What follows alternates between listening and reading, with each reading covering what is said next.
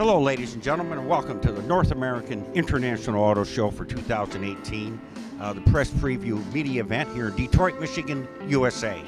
My name is Doug Damon, along with Michelle Benari, and we're going to get a chance to take you good folks behind the scenes here at the probably one of the most premier auto exhibitions in the world here in Detroit, Michigan. Michelle, you didn't know, but the very first International Auto Show here in Detroit was in 1899, and there were just 2 steam engines and 2 electric cars on display. And then it moved to 1907, where it started to include the Dodge Brothers and General Motors and Ford.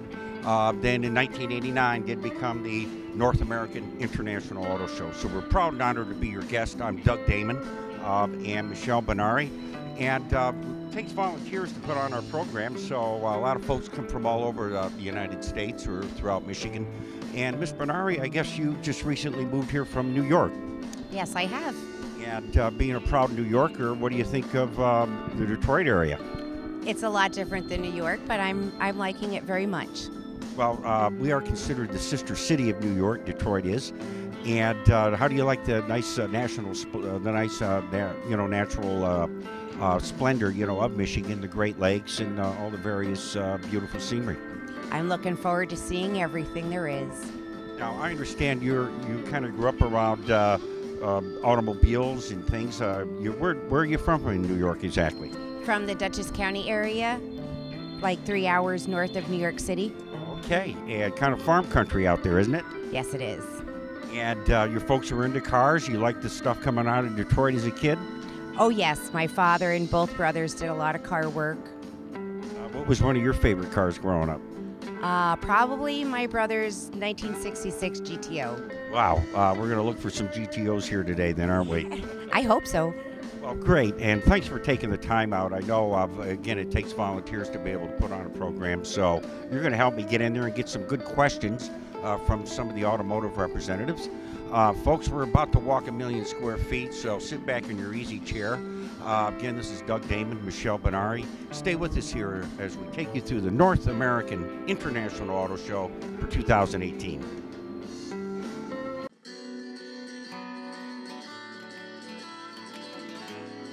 Always pass slow and wide when encountering Michigan equine trail groups on Michigan roadways. The Michigan Horse Council, along with the Michigan Department of Natural Resources, maintains over 225 miles of outdoor recreational trails for horse and equine activities. The Michigan State Police reported there were 889 traffic fatalities and 753 cell phone distracted driving crashes this year, a 13% increase from the previous year. Horse and livestock fatalities are on the increase. Please keep these common sense procedures in mind when encountering equine trail signs. Always pass slow and wide. Heed riders' request to slow down. Activate hazard signal lights on your vehicle. And treat every horse as a hazard.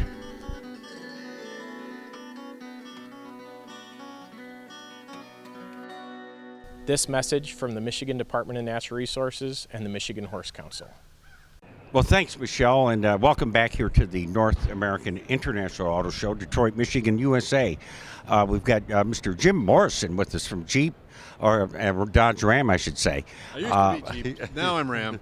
Good move. And this is the 1500 Rebel that you guys have on display today.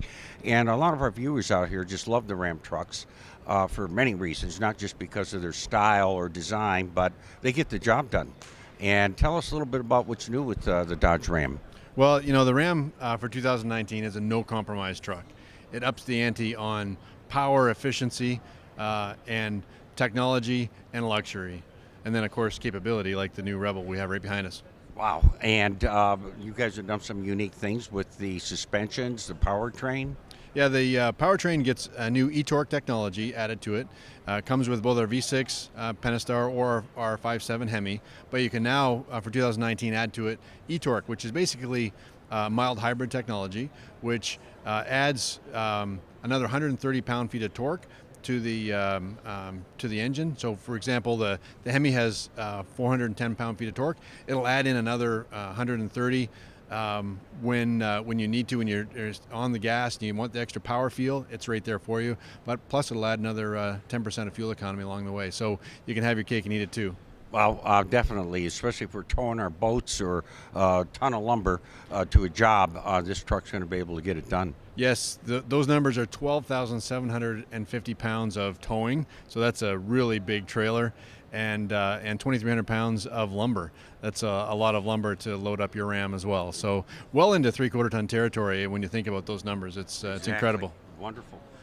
And the vehicle, too, it's got a nice color to it. You got the luxury side to it, so you get the best of both worlds as far as working and then having something to clean off, get the mud off. Yes. And then go take out your wife or kids. Well, that's the best thing about a truck is that everybody needs a truck, and some people need them for different things, and that's why we did the limited and really took the luxury to the next level.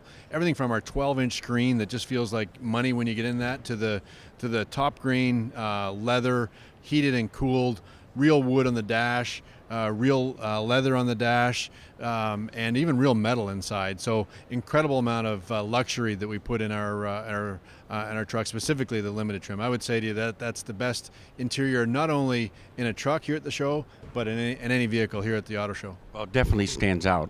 Last question: is it all-wheel drive, four-wheel drive? Well, there's two systems. One is a part-time system, like in this Rebel behind you.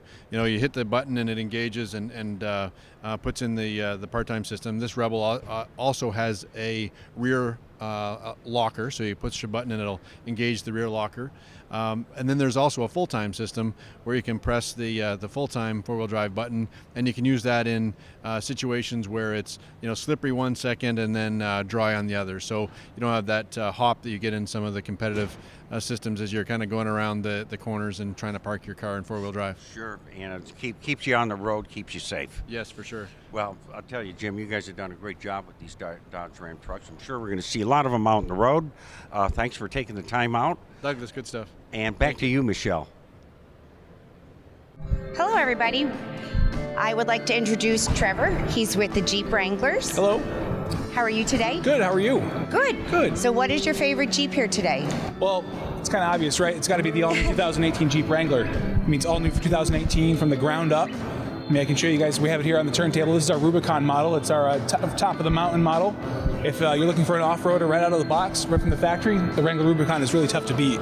So we have one here on display. We have a Sahara right over your shoulder, and we actually have a few Mopar Jeeps as well spread out throughout our show floor. Yeah, I see there's quite a few here this year. There are a few actually. So I think we have, I want to say, about 5 Wranglers here on the show floor. 2 of which are accessorized with Mopar parts, and then we have a couple other vehicles that are just as they would come from the dealer. Now, as we were talking before, I am a Jeep owner myself, as you said as well. Yes, yeah, I am. Yeah, and you said you have a TJ. You said I do. Same here. That's a great model year. They're all great though, which is nice. Now with the new JL, it has so many new modern features. Stuff we don't see in our TJs. So it's all nice creature comforts to have. And also good modifications. A lot of good modifications. So actually with the new JL, it's nice with the new 33-inch tire again on our Rubicon. 33-inch tires are now standard. They went up from a 32-inch tire off of our JK, which is the previous version. And it's nice now with the suspension and the setup here. Actually, we've package protected about a 2-inch lift. And you can put 35-inch tires with no rub. Very nice. Yeah, it's fun. Okay, now I do have one question though. There is one problem with this Jeep. Okay. I haven't found it yet. There's no mud. There we go. That is a big problem. You're right. That's next. That's after. As a rock climber and a mudder, that is the best thing. You're right. We need to get these a little muddy. We've done that though already, and they handle great. So now we need to get these muddy. You're right. And no Jeeps on this floor have any mud though. Not yet, but it's only day one. It's day one of the media day. You got to give us a little bit of time. But Mercedes already did it. I saw the G-Wagon. You're right. They got us there. I was a little jealous for a Jeep owner. We'll get them muddy. We always do. Okay. Now back to you, Doug.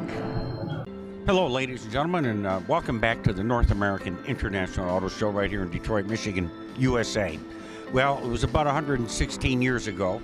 The car that you see behind me was alive and well at these auto shows, even in the early Detroit days. I have with me JL from Cadillac. He's going to give us a little description as to the new Cadillac. One thing's for sure, JL, when you look in your rear mirror, you know it's a Cadillac. Definitely. You can see through the lines of the car that we definitely have some of our heritage elements in this car, which is our CTS-V Glacier Metallic Edition. This one celebrates our 115-year history, as you mentioned. It's a special smoky gray paint color, only on this model. Wonderful. Yes. Obviously, Cadillac's known for nice luxury, also durability. What's new with Cadillac as far as powertrain, anything unique to its interior? This one has our Racing Recaro seats. It's racing inspired. We also have our championship edition over there, which celebrates us winning the IMSA championship last year. And do you see Cadillac continuing to lead the way for General Motors in this brand area of luxury? I think so. We are launching a few cars in the next few years. Starting in this spring, we'll be launching a new car every 6 months until That's 2020. So an aggressive plan. it's a very aggressive plan and something that we're going to be entering markets that we don't have current vehicles in. So.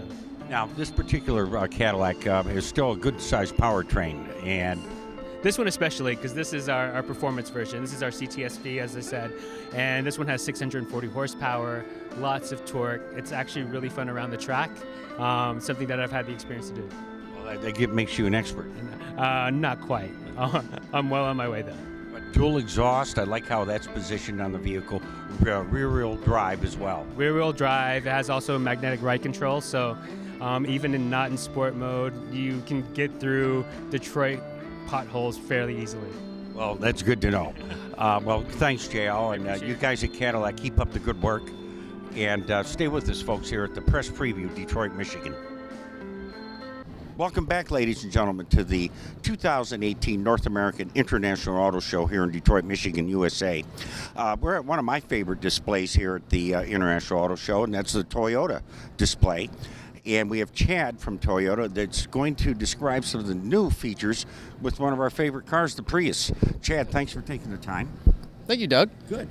We had to come on over. We saw some great new innovations with the Prius. Besides our standard great gas mileage you get out of this car, have you done some innovative things towards safety and are somewhat part-time autonomous features that are going to help save lives and also efficiency?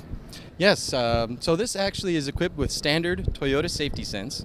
And this package includes the number one thing that I like is a pre-collision system with pedestrian detection. Oh, wow. Now that is going to detect vehicles in front of you as well as pedestrians, and will give you an audible and visual alert, and can apply the brakes to either mitigate or prevent a collision in the event that you do not stop. That's great for a little town like ours, like in Ann Arbor, Michigan, where we have a ordinance where pedestrians are first. Sometimes you get distracted, and you may not see them, so this will help alert you. Yes, we understand that. We hope that'll help keep the pedestrian and vehicles a little bit safer out there. The other thing is this includes a lane departure alert with steering assist. So if you are in your lane and you tend to drift over, which can happen to all of us, this will actually provide some corrective steering. It'll give you an audible and visual alert and provide a little bit of corrective steering, a little nudge to make sure that you stay within your lane. Wonderful. Another great feature, which is really more towards the convenience side, is the full speed range dynamic radar cruise control, which is essentially an automatic follow cruise control system. And in the full speed range component, it'll work all the way down to 0 miles an hour. Wow, so fabulous. it's a very cool innovation, and it actually makes it very convenient, especially when you're on highways. When someone cuts in front of you, it'll automatically slow down to the safe distance behind them, and then if they leave, it'll kind of go back up to your cruise control speed. This kind of gives us a little pre-orientation to the world of autonomous driving as these technologies are being integrated and utilized. Yes, and then the final component of that suite is called automatic high beams, and in areas where, more rural areas, where you may be driving with your high beams on, this will automatically turn on and off the high beams. It works very well when it detects either tail lights or headlights in front of you. It'll automatically put them into low beams, then put them back into high beams when the system's engaged. Well, I should tell you, we came down here in a Prius today with a transportation company in our local area in Ann Arbor, Michigan Green Car. So we'd like to thank Tim Tobias and John for bringing us down safely in that car. It saves around 64,000 gallons of fuel just with the 12 cars they use in our local community. Wow, that's amazing. And you've done something also unique with this car about heads-up display which allows the driver not to take their eyes off anywhere while they're driving. Comes right up on the windshield. Yeah, so the Prius has an available head-up display that'll actually project onto the windshield some vital information to the driver, whether it be navigation or speed, some other things that really help keep your eyes on the road.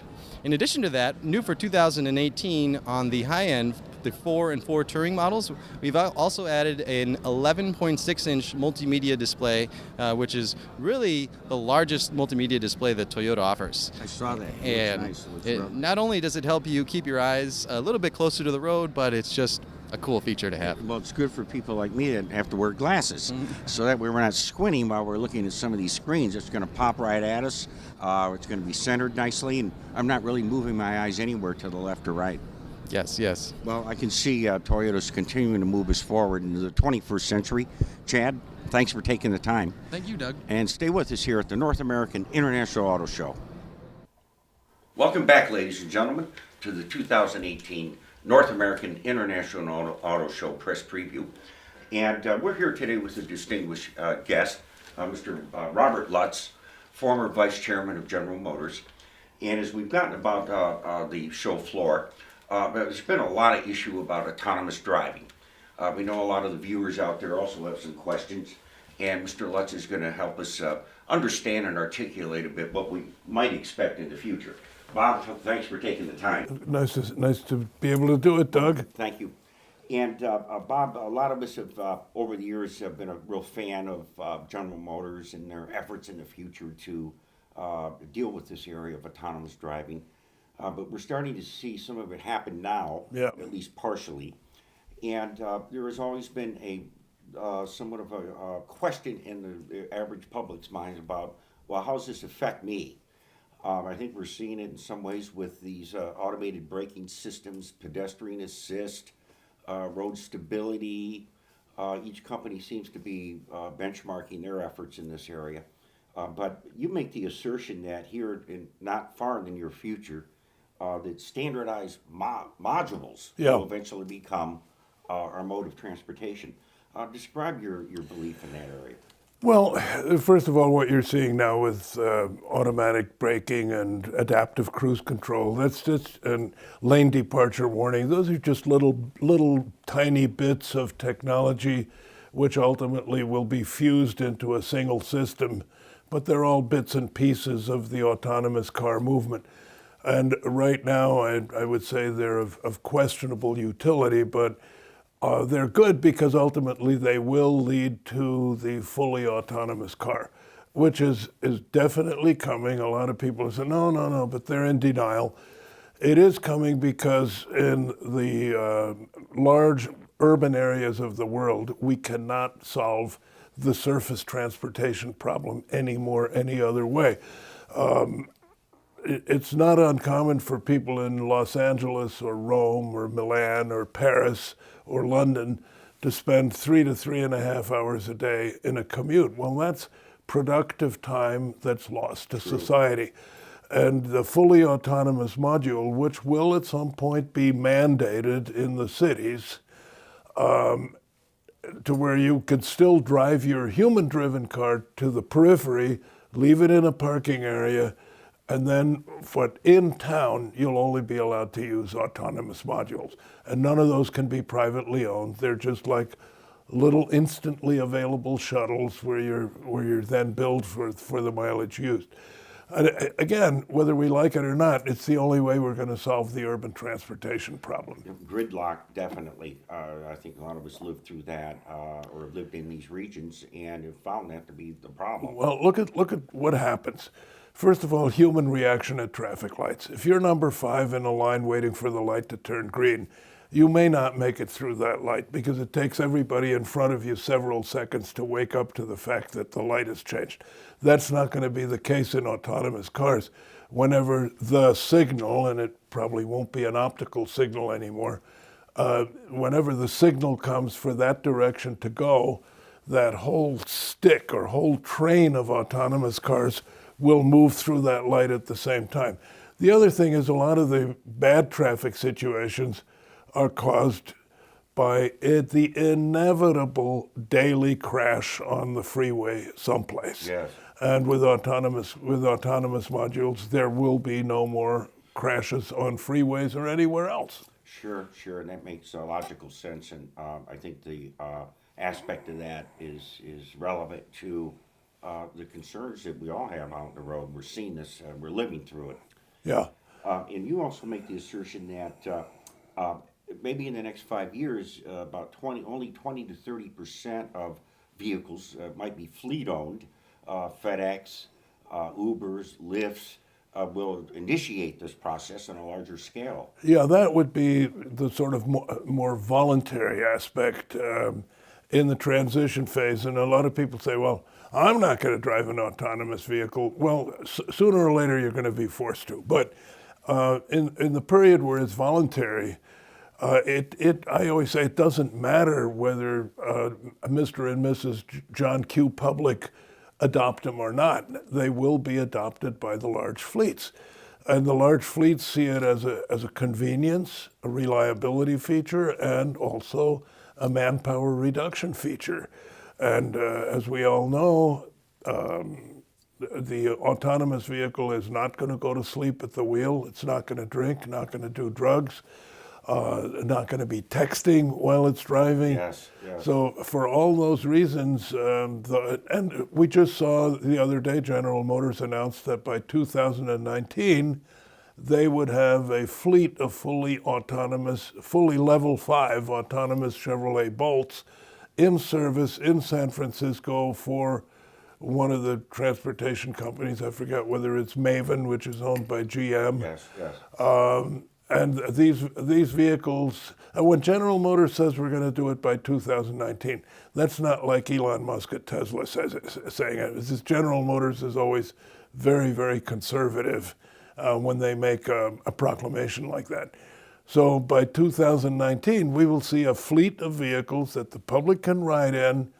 2019, no steering wheel, no brake pedal, no anything, and no safety driver. And what good would a safety driver be? There's nothing to drive. True. So it's coming very fast, and it will come first in the fleets. Yeah, and we're seeing this already with Amazon, their delivery services. Sure. We're also seeing how Tesla's already moving in full production of large-wheeled tractors in this process. Perhaps it'll bring us a more efficient society. Oh, there's no question. I mean, we give up one freedom, which is the freedom to grab the steering wheel and work the accelerator pedal and everything by ourselves.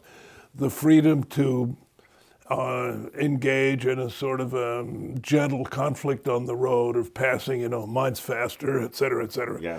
So all of that goes away. What also goes away in the area of the autonomous vehicle is mine's a BMW or mine's a Mercedes, I have it and you don't. That goes away because the traffic flow of autonomous vehicles is going to be so regulated that nobody passes anybody else, nobody stops suddenly, nobody does a sudden left turn, Yes. et cetera, et cetera. So all that macho image aspect Yes. of driving is gone. That you can consider that a good thing or a bad thing. I always had fun with it, but Yes. but so what? But you pick up other freedoms. You pick up the freedom to do, once you're in that autonomous module, you can do whatever you like. You can have, the dry martini on the way home. Yes. You can watch videos. You can continue your working day. Yes.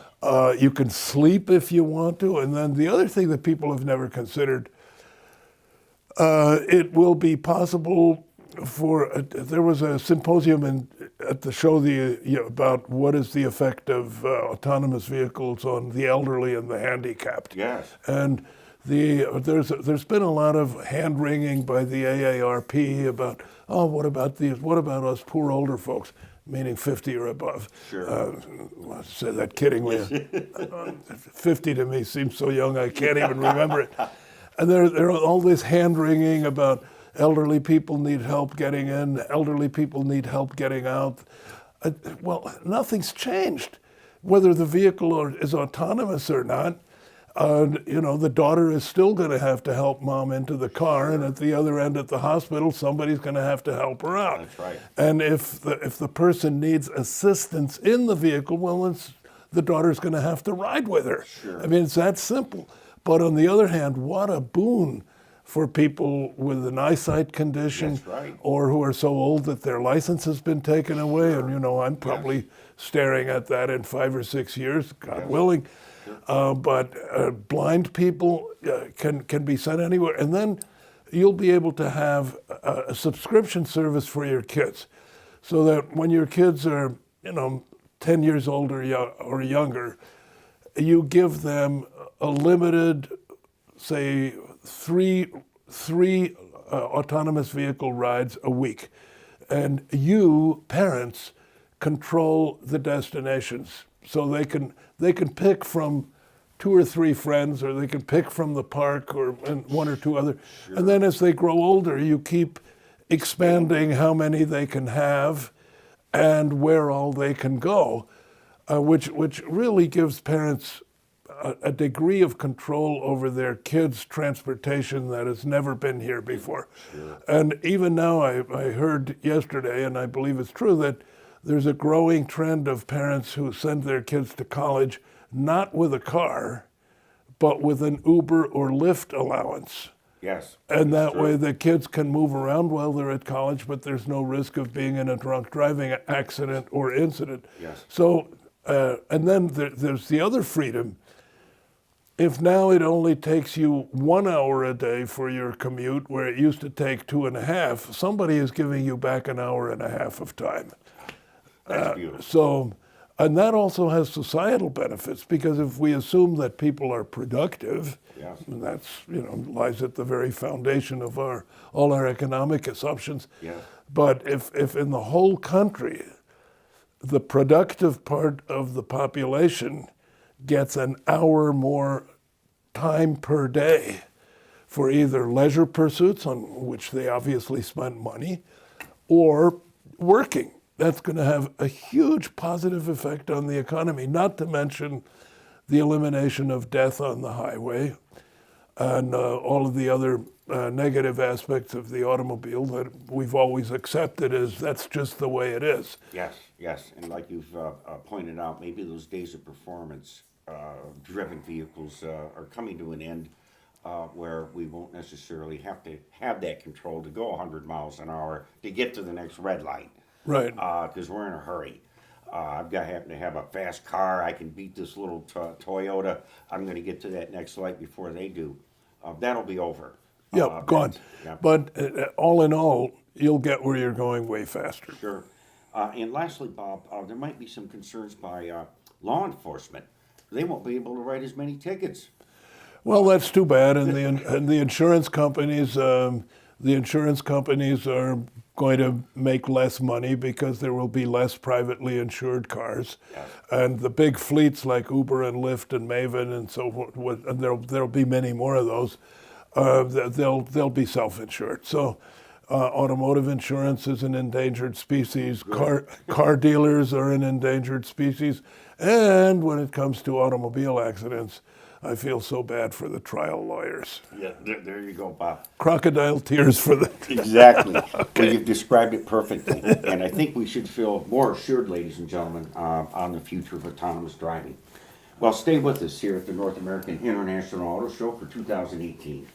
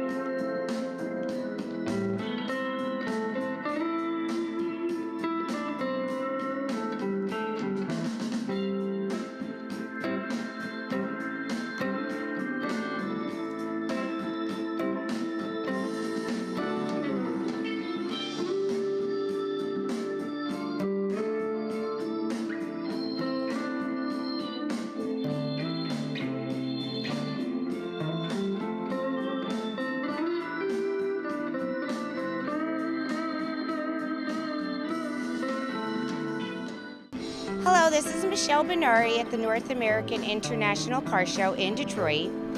And Doug and Lou D'Ambrosio, earlier this summer, were down in New York at the World Trade Center Memorial, and they have a message for you, so please stay tuned. Let me assert my firm belief that the only thing we have to fear is fear itself.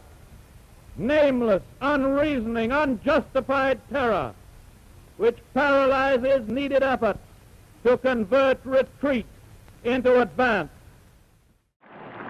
I do not believe that any of us would exchange places with any other people or any other generation.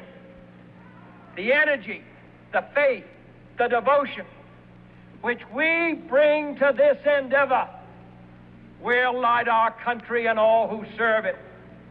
And the glow from that fire can truly light the world. And so, my fellow Americans, ask not what your country can do for you. Ask what you can do for your country.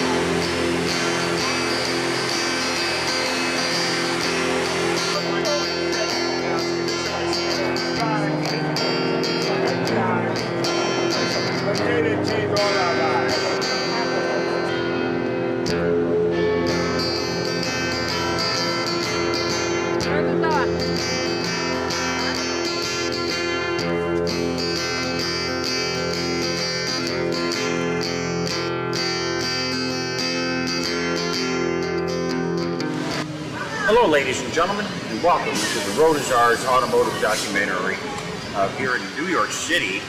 We are, and we're here today at the World Center Memorial Center, a destination and a place that honors history, and also a place for hope for the future for the 21st century. Hi, my name is Doug Damon with Lou D'Ambrosio, and we're here in a very special automobile, the 1957 Chevrolet Bel Air. Drove us right to this very site. And as we begin the future in America, we have to be here at the World Trade Center Memorial. If you've never been here before, this is a must-see event. But for us, it signals a new road ahead, and that's what we're going to do here. The road is ours. As I said, Mr. Lee D'Ambrosio is here with me, the owner of the 1957 Chevrolet convertible, built to exact specifications or original equipment from the original day of 1957. Brings back a nice era, doesn't it, Lou? It sure does.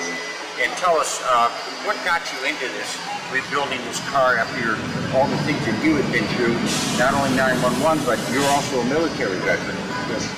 When I was a kid, 57s came out, I liked the style of the car, and when I was old enough to get one, I bought one and kept it for several years.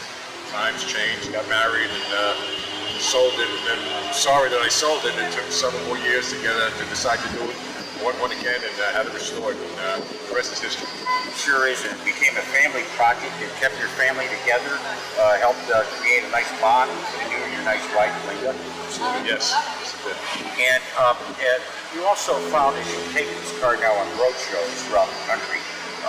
People marvel at the vehicle, and it reminds them of an era of America that perhaps we can get back again. Very true.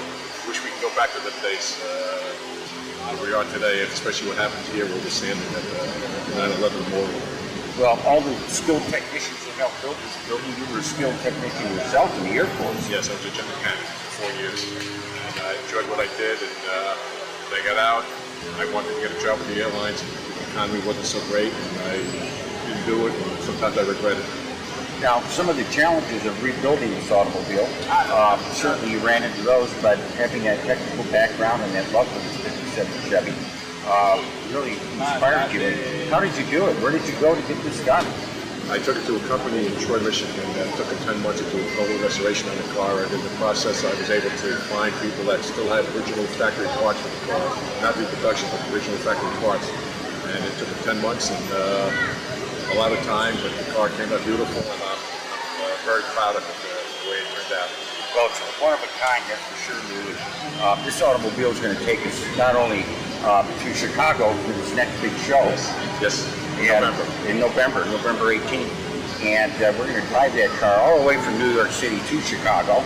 And it's going to bring back some good memories for all of us, that's for sure. Absolutely, yes it will. Well, sometimes out of tragedy can come good things. And as America moves forward, not only in 1957 Chevrolets, but right here at the World Trade Center, one of the fascinating facts is when this occurred, this tragedy, in 2001, New Yorkers volunteered to clean up the 1.8 million tons of debris. It took 9 months, so it took volunteers to put this memorial on the site. So this is just, we need to come together as New Yorkers we can, and we do what we have to do. Well, that's inspiring the rest of the country. Yes. And you can be inspired, folks. You can also donate to 911memorial.org. Or if you care, send a donation to 200 Liberty Street, 16th floor, New York, New York, 10281. Well, this is Doug Damon and Luke D'Ambrosio, and we're going to go jump in that 57 Chevrolet, show you some of the sights and sounds of New York City and Long Island, and then we'll be seeing you in Chicago. So don't go anywhere.